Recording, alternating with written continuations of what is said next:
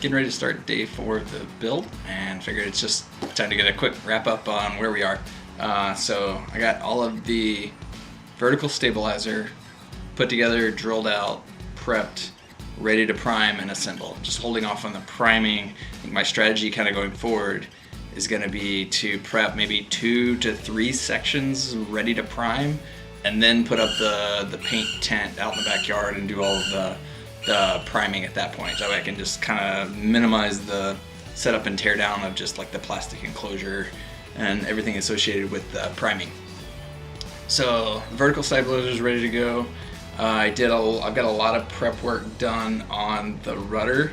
It came in a bunch of like larger pieces that had to be chopped down on the bandsaw, and you can see that in the time lapse. Just a lot of work on the bandsaw, and then a lot of work cleaning up those cuts and deburring all of those edges.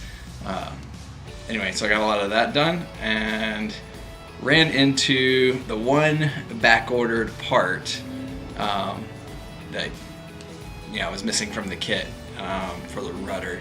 I don't think it's going to be a big showstopper, so just kind of make a good note of that in the plan, skip over it, and keep going as much as I can today.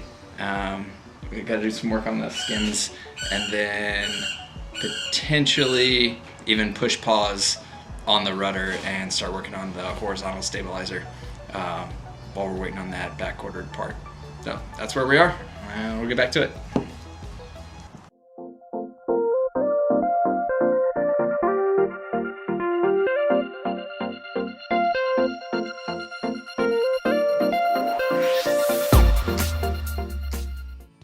Hey, welcome back to episode 2 of the RV-14 build. Today we're continuing work on the empennage, and looks like most of the work's going to be on the rudder. Mainly getting all the prep phase done. So just making sure we get everything put together, aligned, and all the holes final drilled out, all the edges deburred, everything prepping the material for final assembly. So yeah, the difference between the rudder and the vertical stabilizer, apart from its function on the airplane, but just in the construction piece of it. When you think about it, it's mostly just, hey, we're going to build a support structure on the inside, we're going to put these skins on the outside, and then all the different ways that it connects. So like for the rudder, for instance, it's going to be a hinge onto the vertical stabilizer. But the actual construction differences here are the skins for the rudder are in 2 pieces. For the vertical stabilizer, has that rounded front edge, and then the rear edges get riveted onto the outside of the rear spar. That spar is holding the hinges where the rudder is going to connect. So the rudder is a little different because it's like I said, it's 2 pieces because you want it to come back to a more defined point on the rear, just for aerodynamic purposes. And so the best way to do that, 2 pieces, and then that changes up the way that the internal structure kind of gets put together. It's a little different, something you don't necessarily think about when you're getting ready to do the build, but just actually going through it and seeing how it's put together, very interesting. I'm really enjoying this project, seeing how all the different pieces go together. It's fascinating. It's a lot of work. It's a lot of tedious work. As you can see here, I'm right into that, rinse repeat phase that we talked about in the last video.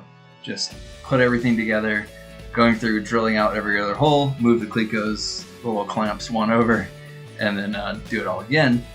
And then the devastating part of each piece of these is you put it all together and it looks like, hey, wow, that's one big piece.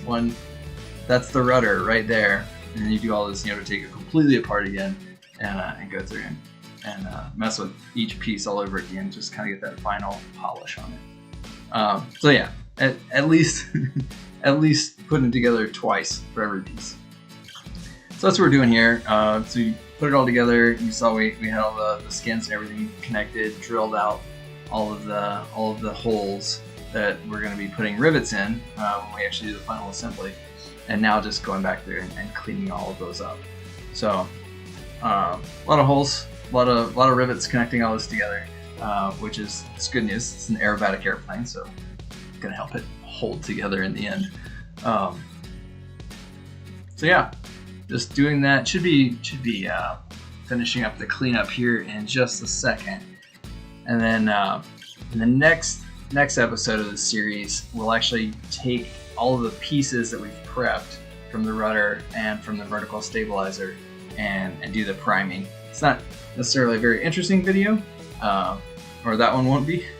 It's mainly because I didn't want to get the camera in the booth with the primer. That's gonna wrap up this one. Thanks for sticking around, and I'll see you next time.